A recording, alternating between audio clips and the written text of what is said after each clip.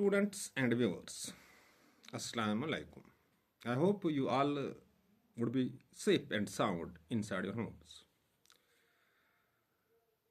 Yesterday, one of my friends called me to share a video on change in narration.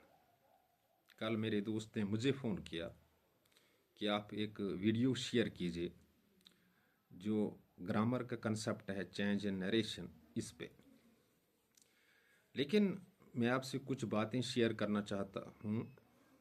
I want to share something with you that may be valuable. ये valuable हो सकता है।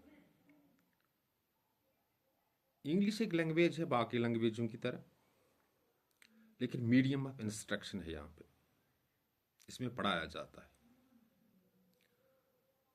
आपको English language मजबूत करने के लिए कुछ चीज़ों पे ध्यान देना है। The first attention is position of words vocabulary, यानी आपके पास वर्ड्स कितने, आप कितने वर्ड्स जानते हो, जिसे वोकैबुलरी कहते हैं। दूसरा, right usages of these words, आप यूज ये वर्ड कैसे करते हो, आप जानते हो यूज करना इन वर्ड्स को।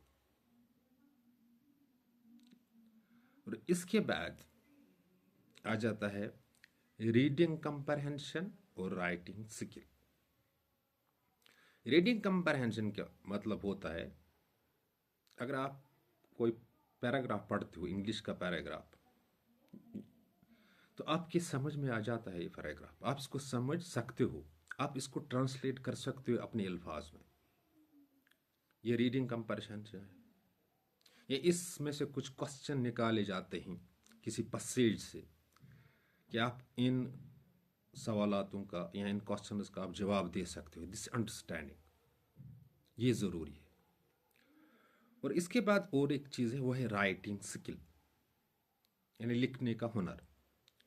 कि आप ऐसे लिख सकते हो, आर्टिकल लिख सकते हो, एडवर्टीजमेंट लिख सकते हो, जॉब एप्लीकेशन लिख सकते हो, लीव एप्लीकेशन लिख सकते हो, नोट्स लिख सकते हो, पोस्टर बना सकते हो।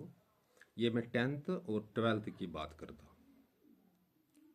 ये जो चीज़ें अगर आपके पास हैं, with the passage of time you will learn the grammar rules. आप ग्रामर रूल्स सीख जाओगे। लेकिन आज हम बात करेंगे चेंज इन नरेशन पे। नरेशन जो वर्ड है, ये ग्रामेटिकली नाउन है, बयान उर्दू में से कहते हैं, और इसका वर्ब है नैरेट, बयान करना। और बयान करना क्या होता है, अंग्रेजी में होता है टॉकिंग, और एक्ट ऑफ सेइंग समथिंग, कुछ बातें करने का, बताने का तरीका। और जब हम बात करते हैं, कुछ बयान करते हैं, कोई स्टोरी नैरेट करते हैं, तो ये हम दो तरीकों में करते हैं। या तो स्पीकर डायरेक्टली इन्वॉल्व होता है, या स्पीकर के बदले कोई इसके अल्फाज बोल देता है। अगर स्पीकर खुद इस्तेमाल होता है तो ये जो नरेशन है इसे डायरेक्ट नरेशन कहते हैं या डायरेक्ट स्पीच कहते हैं। और स्पीकर के अल्फाज अगर मैं बता देता हूं, कोई और बता देता है, तो इसे कहते हैं इनडायरेक्ट नरेशन या indirect speech. So the actual words of the speaker, that means if speaker is himself or herself used in a statement or in a declaration or in assertion, speaker खुद इस्तेमाल होता है, तो ये direct narration है, direct speech है। अगर speaker के बदले कोई बोलता है, मैं बोलता हूँ, आप बोलते हो, दूसरा कोई बोलता है, तो ये इनडायरेक्ट नरेशन है। सो डायरेक्ट नरेशन जो है, इसके दो हिस्से होते हैं। एक जो हिस्सा होता है, इससे रिपोर्टिंग वर्ब कहा जाता है, और दूसरे को रिपोर्टेड स्पीच कहा जाता है। और रिपोर्टिंग वर्ब रिपोर्टिंग स्पीच से अलग होता है बाय कामा, ये सेपरेट होता है कामा। कामा से। और जो रिपोर्टेड स्पीच होती है that is always put in inverted कामास, क्योंकि ये एक्चुअल वर्ड्स ऑफ स्पीकर होते हैं। कभी जब हम साइंस में पढ़ते हैं कि ये अकॉर्डिंग टू न्यूटन, न्यूटन के मुताबिक, और न्यूटन ने जो आगे कहा है वो इनवर्टेड कामास में होता है, because these are the actual words of the Newton. जब हम ये बताते हैं, न्यूटन के अल्फाज हम बताते हैं, मैं बताते, इसको मैं ट्रांसलेट करके बताता हूँ, चेंज करके बताता हूँ, तो ये इनडायरेक्ट नरेशन है, इनडायरेक्ट स्पीच है।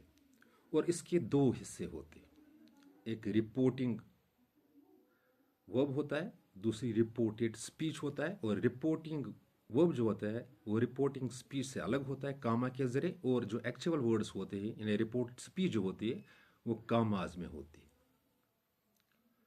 तो इसके लिए रूल सेट है, मैं पहला बता दूंगा रूल आपको इस वीडियो में। If reporting verb is in the present tense or in the future tense, there is no change in the verb of reported speech when we change direct speech into indirect speech। यानी अगर reporting verb ये present tense में होता है या future tense में होता है, तो रिपोर्टेड स्पीच में कोई चीज नहीं बदलेगी। इसका मतलब है कि वर्ब चेंज में नहीं आ जाएगा। The pronounce will change accordingly, जैसे कि फर्स्ट पर्सन थर्ड पर्सन में चला जाएगा, सेकेंड पर्सन फर्स्ट पर्सन में चला जाएगा, अकॉर्डिंगली जैसे मैंने कहा। लेकिन वर्ब में जो है वो चेंज नहीं आ जाएगी। और जब हम कनेक्ट करते हैं रिपोर्टिंग वर्ब को रिपोर्टिंग स्पीच के साथ इनडायरेक्ट स्पीच में, तो मोस्टली कंजक्शन का इस्तेमाल होता है, दैट कंजक्शन का। और कहाँ पे इस्तेमाल होता है दैट कंजक्शन? जहाँ पे आपको डिक्लेरेटिव सेंटेंस मिलेगा, असर्शन मिलेगा, स्टेटमेंट मिलेगा।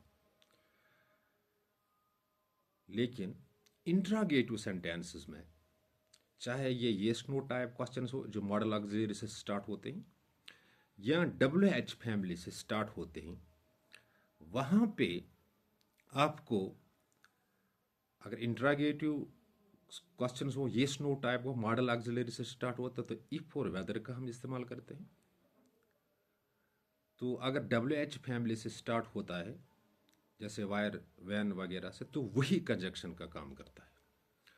और जो एडवर्ब्स होते हैं इसमें, जो एडवर्ब ऑफ टाइम या प्लेस के, इसमें जो चेंज होती है वो किस तरह होती है? जो नियरनेस फारनेस में चेंज होती है। एडवर्ब ऑफ टाइम और प्लेस में बात करता हूँ। जैसे नाउ ये देन में हो जाएगा, वो नाउ देन में हो जाएगा।